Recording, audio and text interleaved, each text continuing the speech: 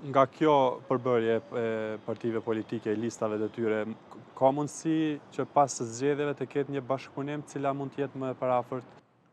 Gjëja e mirë është që ka ndodhë një iluminim i pozicionit të lëvizjeve vendosje që ata vitin 2021 nuk do të përsërisin më dhe nuk do të ketë asi viti për lëvizjeve të vendosje dhe po e pranojnë si fakt që i pret një bashkëpunim që ofse dëshirojnë të jenë pjesë e qeverisë në të ardhmen, sidomos pas 28 dhjetorit. Kjo është puna e parë dhe jashtëzakonisht e mirë që ka ndodhur me lëvizjeve të vendosje dhe drejtuesit të saj.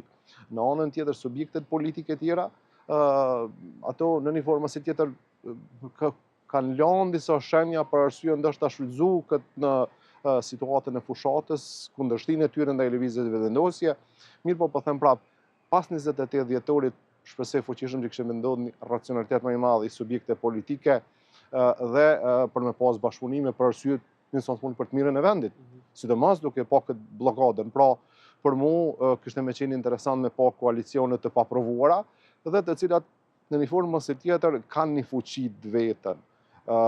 Mendoj që një koalicion mes Partisë Demokratike dhe Lëvizjes Vetëvendosje ndoshta kishte më qenë më stabil, për arsye që mos me pas procese zgjedhore në të ardhmen, në kuptimin e procesit të shefit shtetit, që ndodh vitin e ardhshëm dhe për të mos pas përsëritje të proceseve zgjedhore. Sepse një qeveri stabile kërkojnë edhe faktorë ndërkombëtare.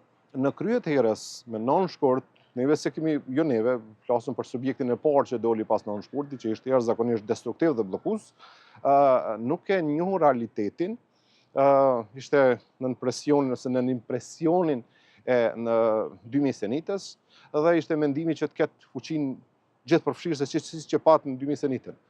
A ka pas rekomandime dhe kërkesa edhe nga faktori ndërkombëtar dhe nga aleatët që Kosova të ketë një qeveri stabile dhe qeveria stabile konsideroj mes dy subjekte politike që kanë një fuqi, nuk u bë, nuk u respektua.